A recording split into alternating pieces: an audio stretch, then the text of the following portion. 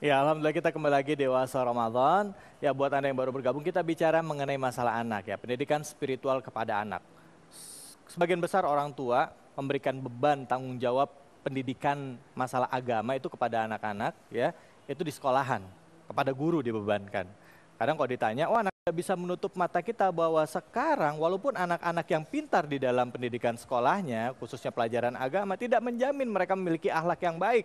Makanya nggak heran ada orang tuanya ustadz, ya, anaknya di rumahnya itu kelihatannya baik, begitu seorang atau seseorang anak itu melakukan tindakan yang di luar perkiraan kita, semua orang pada heran. Anaknya pinter kok, baik kok. Contohnya kejadian di Colorado kemarin ini di Amerika ya, kita nggak bicara di Indonesia. Bagaimana seorang mahasiswa yang pinter, mahasiswa kedokteran kalau saya nggak salah ya, itu melakukan penembakan di dalam bioskop. Juga ada anak-anak yang masih SMP itu melakukan pemerkosaan terhadap temennya yang anak perempuan. Nah ini kan di mana nih? Padahal orang tuanya mungkin guru agama dan lain sebagainya. Bunda, ada yang salah. Salahnya di mana? Apa saya sebagai orang tua salah ngadepin anak? Atau emang saya nggak ngerti anak, Bunda? Silakan, Bunda. Bismillahirrahmanirrahim. Bapak Ibu di sini dan pemirsa di rumah. Pertama sekali saya ingin menggunakan kesempatan ini untuk mengucapkan selamat Hari Anak bagi anak-anak ibu yang ada di ruangan ini maupun yang ada di rumah yang hari ini kami semua merayakan hari untuk kalian. Untuk para orang tua saya berharap pada Hari Anak ini mudah-mudahan kita semua sebagai orang tua mampu memenuhi kebutuhan gizi fisik anak kita, gizi jiwanya dan gizi spiritualnya dalam jumlah yang cukup pada saat mereka membutuhkannya.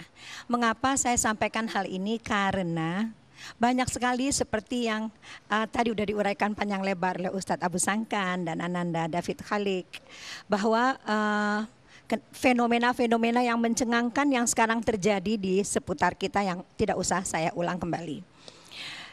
Hal pertama yang ingin saya sampaikan adalah ayah bunda yang saya cintai, pendidikan agama atau pendidikan spiritual itu tanggung jawab utamanya adalah orang tua. Kecenderungannya sekarang kenapa hal itu terjadi ya?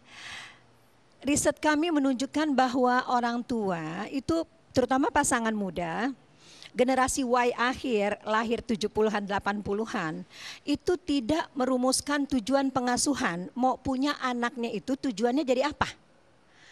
Kemudian tidak ada kesepakatan antara suami istri, anaknya mau jadi apa dan bagaimana membesarkannya. Jadi kalau kita kayak main bola Ustadz ya, Itali lawan apa nih? Spanyol ya? Spanyol. Iya.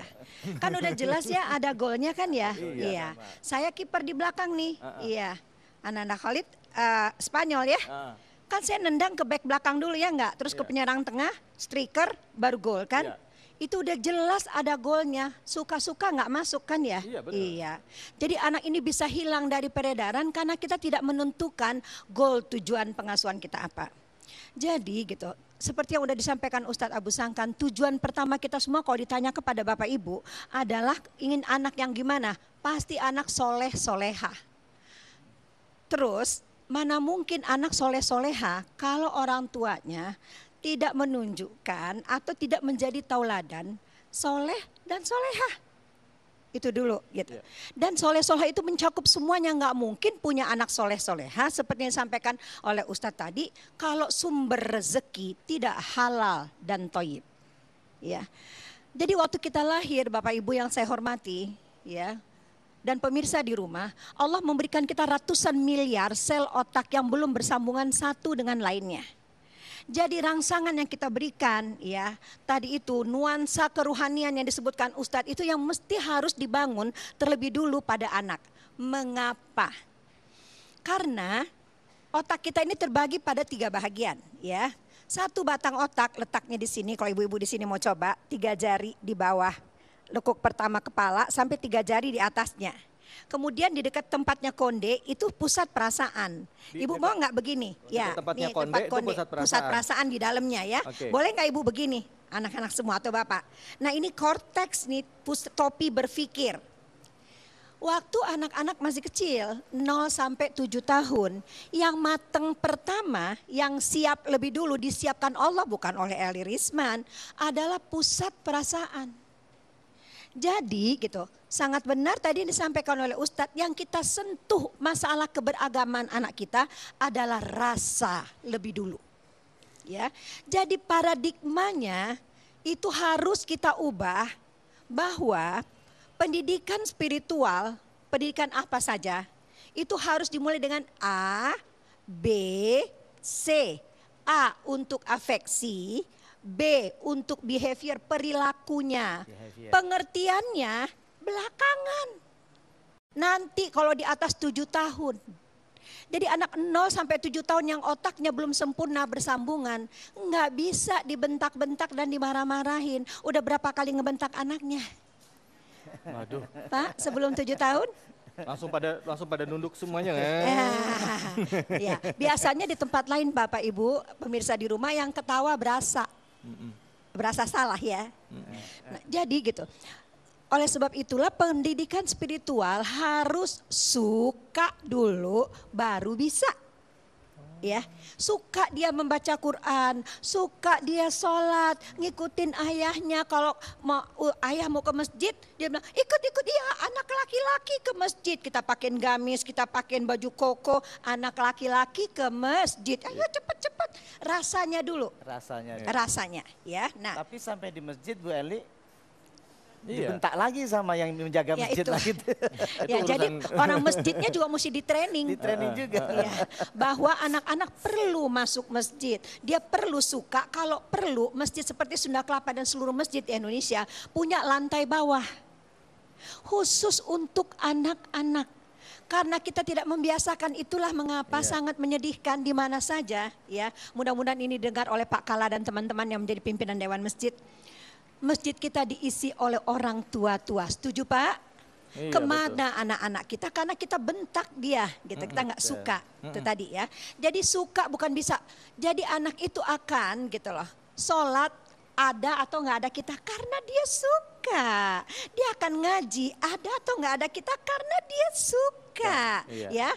Dan lain sebagainya. Mengapa? Karena tantangannya Bapak Ibu, jangan lupa seperti Pak Mas David tadi bilang, kenapa sih anak sekarang kok dibilangin suka nggak mau dengerin aja?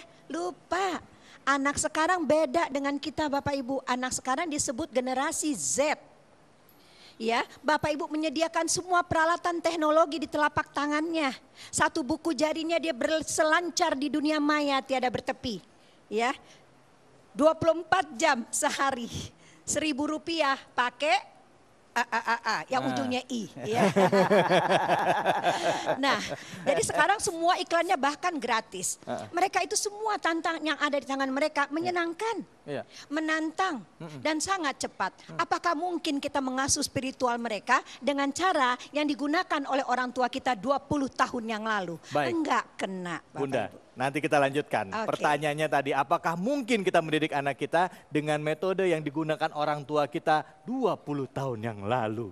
Jawabannya enggak. Sebentar lagi. Setelah yang berikut ini. Setelah yang berikut ini. Tetaplah di Oase Ramadan.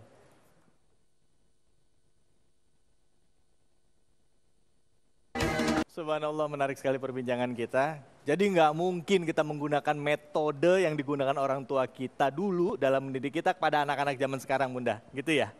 Jadi caranya gimana, Bunda? Balik ya tadi sama yang Mas David tanya ya. Kenapa sih nih anak nanya melulu? Lah, Bu, dulu makan daging berapa banyak? Dapatnya buntut kan ya, kalau nggak sayap kan ya. Dulu kan paha buat ibu bapaknya. Iya. Sekarang ibu ngasih ayam berapa? Separuh kan? Iya. Ya kalau nggak seperempat. Artinya Bapak Ibu, otak ini akan bersambungan sangat cepat dengan gizi yang baik. Kurang gizi, anak kita nggak bisa lulus SD, kata para ahli gizi. Iya. Ya. Kemudian ibu kasih rangsangannya luar biasa. Nggak usah deh, saya nggak tahu nih apa yang terjadi sama ibu. Saya ambil contoh cucu saya. Iya. Umurnya 1 tahun 4 bulan. Namanya Kaizan. Dia pegang handphone kakeknya, barang kita pegang lagi Pak, hilang semua foto bersejarah di handphone itu. Dia delete. Artinya TV, media berbagai macam, terutama yang disebut new teknologi, new media, yaitu antara lain HP, MP3 dan sebagainya. Itu merupakan rangsangan kedua. Jadi gizi yang baik, rangsangan yang baik membuat anak kita sejuta kali lebih pintar dari kita. Kalau kita masih beranggapan, diam mama bilang, Mama lebih tahu, ya dalam hatinya anak-anak yang udah 7 tahun dia bilang, ya elah jangan mentang-mentang lebih TUA dong, lebih TAU tuh.